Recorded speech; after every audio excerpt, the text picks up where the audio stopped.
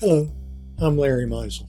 In this video, I'm going to discuss upcoming Supreme Court cases in which the families of people killed by terrorists are suing YouTube and other social media platforms for recommending terrorist recruiting and promotional videos. Welcome to The Examined Life, a channel for people interested in the civil discussion of diverse opinions about current events, ideas, and issues. 90% of channel proceeds are donated to Doctors Without Borders, Feeding America, Amnesty International, and Oxfam, which is a World Hunger and Poverty Relief NGO. I was motivated to make this video by a recent post from Nimmin, and that's still a hard name to say. It was warning that the Supreme Court's decisions might fundamentally change how media platforms handle user-generated content and perhaps even threaten their existence.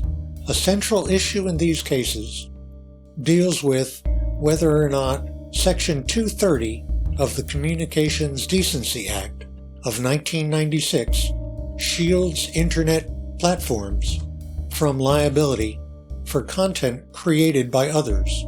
It's important to note that the CDA was adopted in 1996 and was intended to facilitate innovation and development of the information superhighway by protecting Internet service providers such as Mindspring, CompuServe, and AOL from liability for content on things such as listservs about scientific research and community message boards about garden clubs and PTA meetings.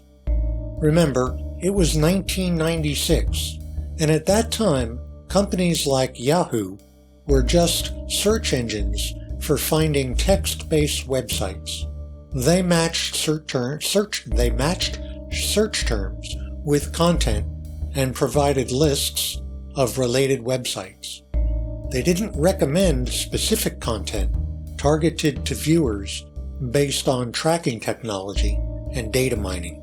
At that time, Windows Internet Explorer had just been introduced in August of 1995. Now, take a moment to let me know in the comments section what you think about these issues. The Internet has changed in ways that the authors of the Communications Decency Act could not have anticipated. Is it time for an update? Do we need CDA 2.0? What changes would you suggest? Since this issue is being taken up by the Supreme Court, it's important to consider the constitutionality of the CDA. A critical but overlooked phrase in the preamble to the Constitution is, quote, to promote the general welfare, unquote. The preamble to the Constitution is a statement of the purpose and reasons for the articles and amendments in the Constitution. Therefore, I think all laws, policies, and regulations are supposed to be in the service of that statement.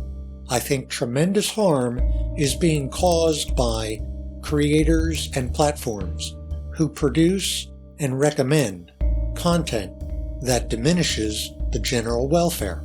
Bullying, misinformation, disinformation, fake news, alternate facts, radicalization, polarization, these things are harming the fabric of our society.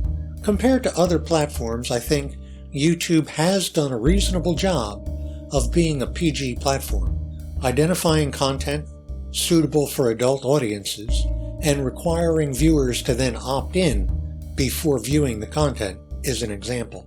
Another example is disallowing comments on videos that feature children. In fact, YouTube has community guidelines that are detailed and comprehensive and socially responsible. Unfortunately, I think YouTube seems to rely on viewers to report and complain about objectionable content rather than policing it themselves, and I think this is not enough. If YouTube can monitor channels well enough to match specific creators, viewers, and advertisers, then they should be able to identify and isolate or remove content that is contradictory to the promotion of the general welfare.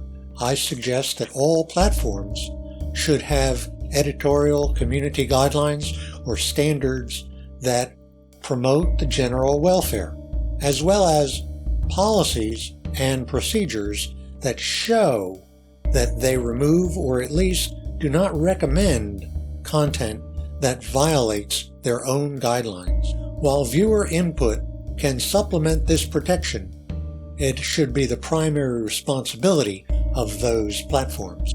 Perhaps it might also be helpful for platforms to demonetize and not recommend content that violates community guidelines. This would preserve the right of creators to freedom of expression without promoting the content that degrades the general welfare. That is, you can produce it and you can post it, but we don't have to reward or promote it. I think most platforms, creators, and viewers and advertisers want an entertaining, vibrant, and healthy content. Solutions must be found to protect the interest of all socially responsible parties. Supreme Court decisions on these cases will be handed down in June of this year, 2023. In the meantime, share your reactions and suggestions for solutions in the comments section. Write your legislators, post on social media, make your voices heard.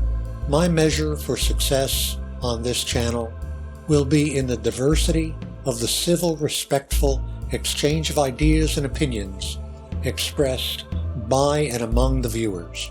And remember, 90% of the proceeds from the channel will be donated to Doctors Without Borders, Feeding America, Amnesty International, and Oxfam. So just by watching, you'll be helping me to help others. But even further, help the channel to get monetized by liking, commenting, subscribing, and sharing with others.